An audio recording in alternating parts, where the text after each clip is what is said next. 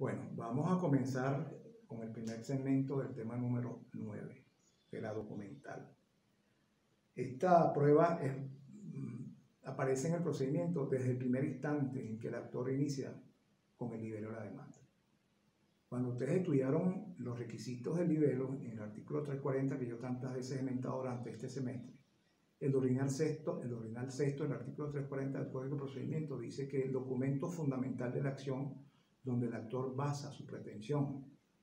Y ese ordinal sexto está completamente relacionado con el 434 del Código de Procedimiento Civil, que dice: si el demandante no hubiera acompañado su demanda con los instrumentos a que se fundamentan, no se admitirán después. Quiere decir que es preclusivo. Si el actor no anexa el documento fundamental de la acción, le precluye la posibilidad de presentarlo en otra oportunidad. A menos, si es un documento público, haya indicado en el libelo la oficina o lugar donde éste se encuentra, o sean de fecha posterior, o que aparezca si son anteriores que no tuvo conocimiento de ello. Esas son las únicas excepciones, o las tres excepciones, a la posibilidad de que el actor no presente el documento fundamental de la acción. Cuando estudiamos el procedimiento, cuando ustedes estudiaron el procedimiento breve, cuando estudiamos aquí, disculpen, en el tema 7, las pruebas en el procedimiento oral, dijimos que en ese procedimiento especial, la prueba documental aparecía desde el mismo momento en que el actor iniciaba la demanda, porque dice la norma de que en el procedimiento oral el actor debe consignar todas las documentales que necesiten para el devenir del procedimiento. Y le dice al demandado, por el principio de igualdad, que todas las documentales que el demandado necesite como para justificar sus hechos instintivos, modificativos o impeditivos. Quiere que no hay duda entonces que la prueba documental es básica en el procedimiento, desde el inicio hasta la oportunidad de promoción de prueba y hasta en el final, en el acto de informe se pueden presentar documentos públicos no fundamentales. Óigase bien, documentos públicos no fundamentales, porque estamos hablando que el 340 ordinal sexto, concatenado con el 434 del Código de Procedimiento, estamos hablando de documentos públicos fundamentales que deben ser consignados con el nivel o indicar la oficina si son documentos públicos donde estos se encuentran. Y en el caso de la promoción de prueba, bien dice el artículo 4, el mismo artículo 434 y el 435 del Código, en estos casos de excepción, si los instrumentos fueren privados en cualquier otro siendo de esta especie, deberán producirse dentro de los 15 días del lapso de promoción de pruebas y anunciar en él donde deban compulsarse. Después no se admitirán otros. Quiere decir que aparece con el libelo, también pueden ser promovidos. Y el 435 dice: los instrumentos públicos que no sea obligatorio presentar con la demanda, o sea, los no fundamentales, dice el 435, ya por no estar fundamentado en ello la acción, la demanda, ya que por la excepción que hace el artículo 434 podrán producirse en todo tiempo hasta los últimos informes. Entonces no hay duda de que la documental aparece desde el mismo momento del procedimiento, el inicio del procedimiento, en la etapa probatoria y aún en la etapa decisoria, como lo hemos comentado antes. Dicho pues esta introducción, nos pudiéramos referir ahora a la norma sustantiva del Código Civil, cuando en el 1355 nos habla de algo que conocemos nosotros, que es la manifestación de voluntad, y dice: los instrumentos redactados por las partes contentivos de sus convenciones es un medio de prueba.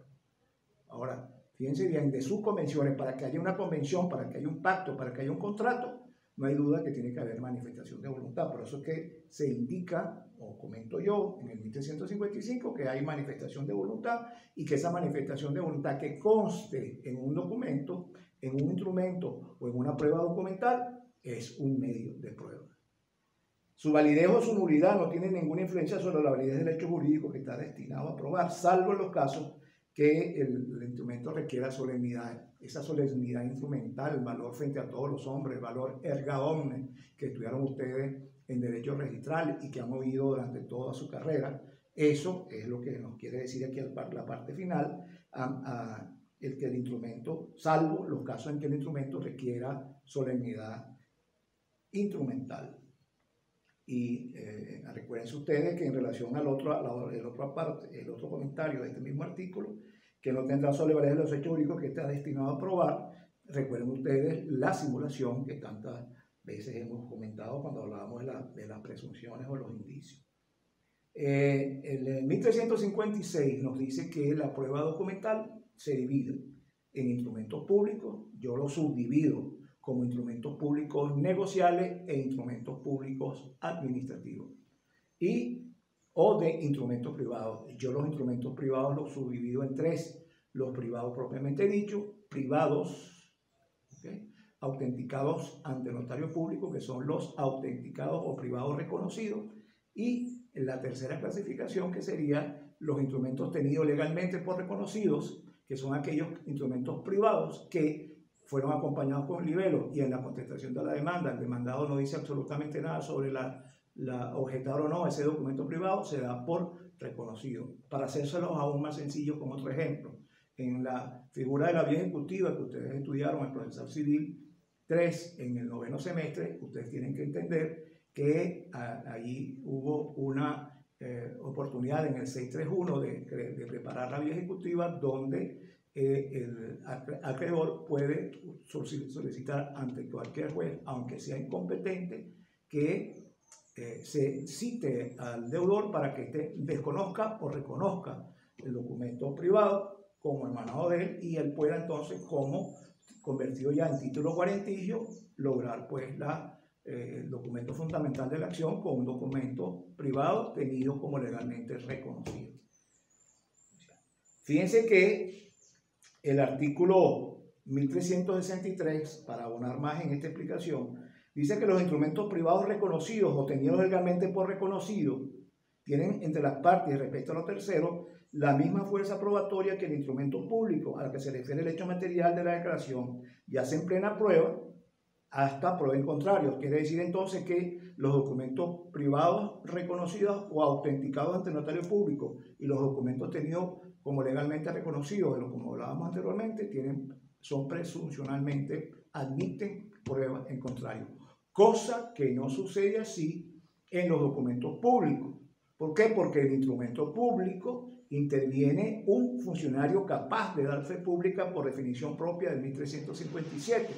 Dice, los instrumentos públicos o auténticos es aquel que ha sido autorizado por las solemnidades legales por un registrador o por un juez u otro funcionario o empleado público que tenga facultad para darle fe pública en el lugar donde el instrumento se haya autorizado.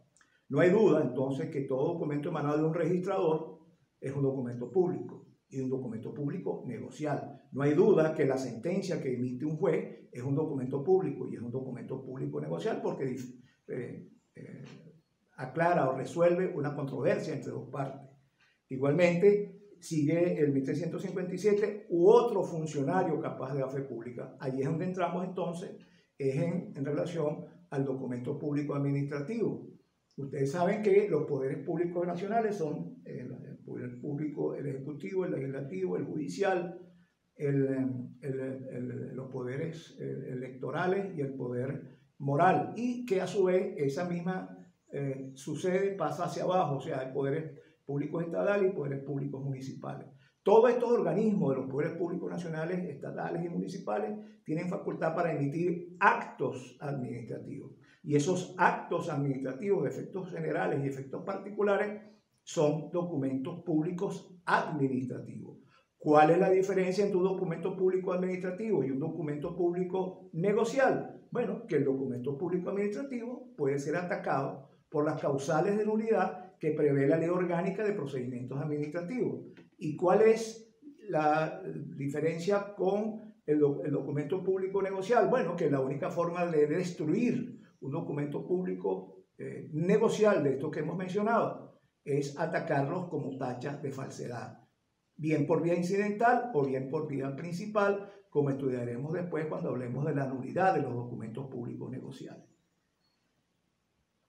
El 1358 del Código Civil dice que los instrumentos que no tienen fuerza de público por incompetencia de funcionario o por defecto de forma será válido como instrumento privado si está firmado por las partes. Fíjense bien que la solemnidad que exige el 1357, primero, que tiene que ser autorizado por las solemnidades legales, y segundo, en el lugar donde deba ser autorizado. No es lo mismo un registrador que registre un documento del municipio, del municipio Baruta en el registro correspondiente en Baruta, en el municipio Baruta, que tú registres en el registro de Baruta un documento que corresponde a Latillo, por ejemplo.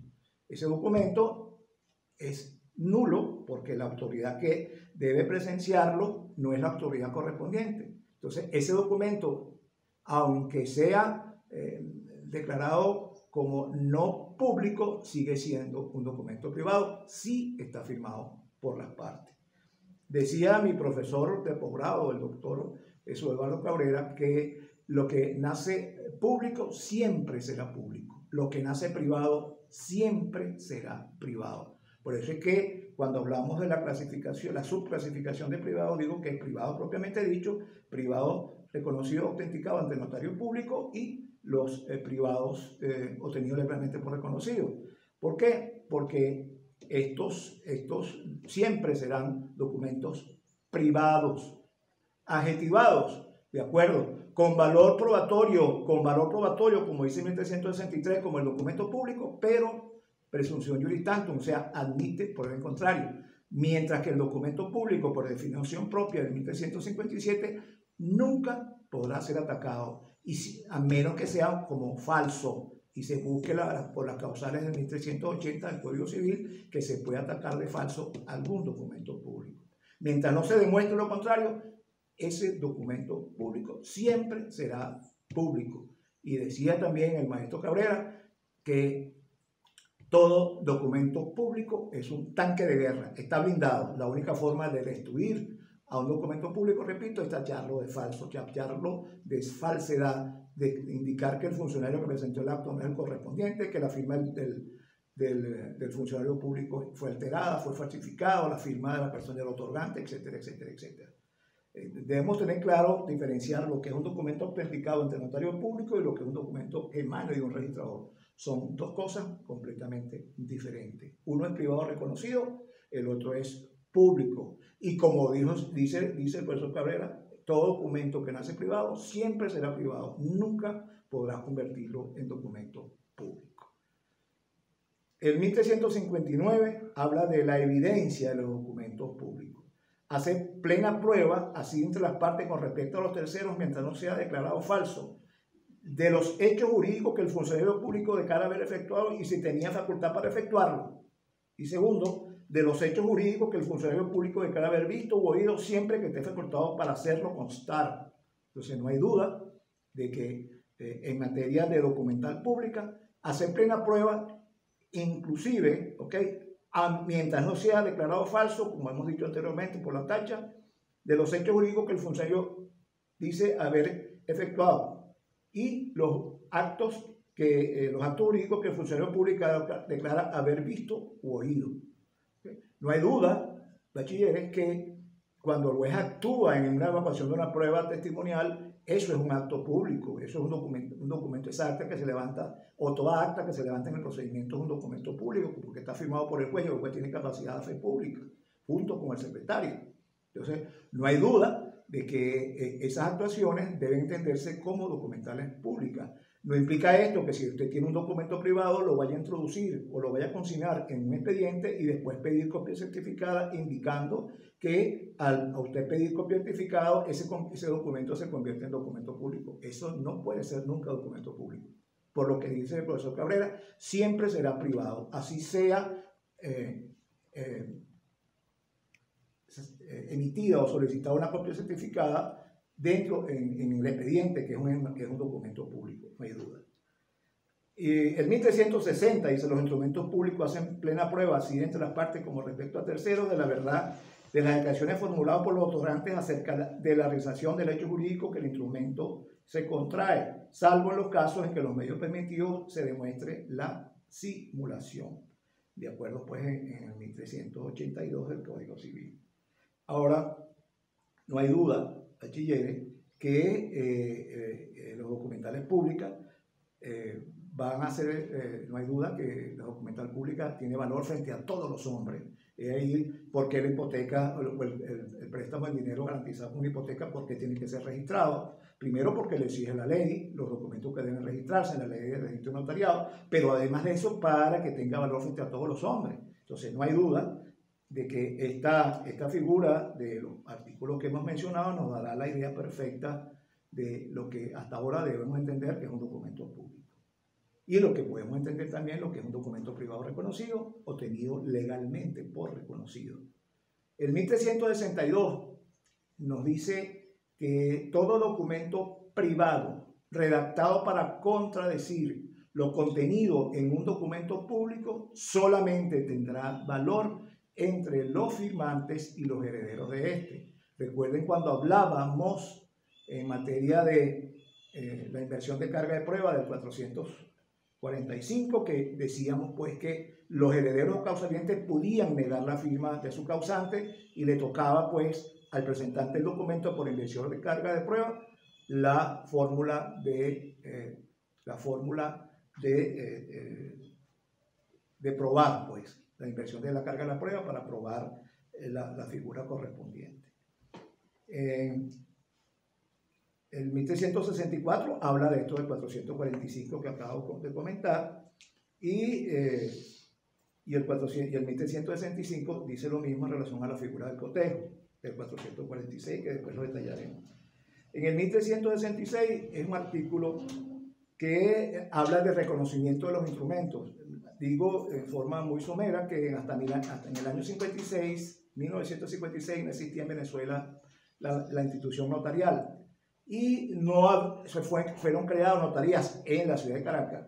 ¿Por qué? Porque correspondía a los tribunales de municipios de todo el país la facultad de autenticar documentos. O sea, las facultades notariales estaban dadas a los tribunales de municipios. En 1956, se crean notarías en la ciudad de Caracas y se crea un reglamento de notarías, no era una ley, era un reglamento del Ejecutivo que hablaba y reglamentaba dos artículos del Código de Procedimiento que en este código vigente, pero que en el 16 era otro número de estos artículos, pero que en el vigente es el 927 y el 928, que por supuesto por la promulgación de la ley de registro notariado estos artículos quedaron derogados. Pero lo que hizo ese reglamento de notaría fue regular, o reglamentar el 927 y 928 que hoy conocemos, que yo sugiero su lectura. El 1366 solamente nos habla pues de esas figuras. Entiendan ustedes que el código es de 1982, el Código Civil, y no estaba promulgado en ese momento la ley de registro notariado, que es producto primero del 2000 y la última reforma del 2008.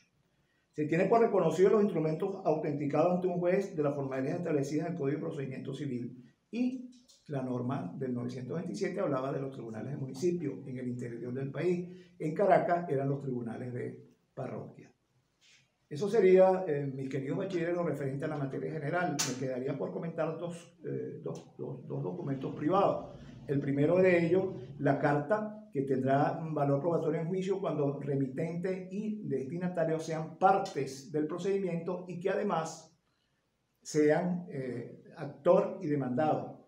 Si tomamos en cuenta el artículo 4 de la ley de mensajes de datos y firmas electrónicas, podemos decir que los correos electrónicos tienen carácter de documento privado y yo los asimilo al 1371 del Código de Procedimiento, donde que si un correo electrónico consta la existencia de una obligación o la extinción de una obligación de acuerdo a la definición de las cartas, que ya no tienen casi uso, o cada día más por el avance tecnológico están desapareciendo las cartas, todo se refiere casi a la vía electrónica, y por esa definición del artículo 4 de la ley de mensajes de datos y firma electrónica, yo asimilo al correo electrónico a la figura a la carta, en el sentido de que si un correo electrónico consta la existencia de una obligación o la liberación de una obligación, y el actor y el demandado son remitente o destinatario o remitente de ese correo electrónico tiene pleno valor probatorio. Otra figura sería los libros de los comerciantes. Los libros de los comerciantes hacen plena fe contra ellos. Si no recuerdan ustedes lo que ustedes estudiaron en derecho concursal sobre la validez o no de los libros de los comerciantes, y que los documentos mercantiles tienen valor frente a los comerciantes, y no hay duda pues de que este escrito hace en plena fe contra ellos según lo dispone el artículo 1377 y el 1378, que habla de los títulos de crédito, que comentaré con mayor detenimiento en el próximo segmento.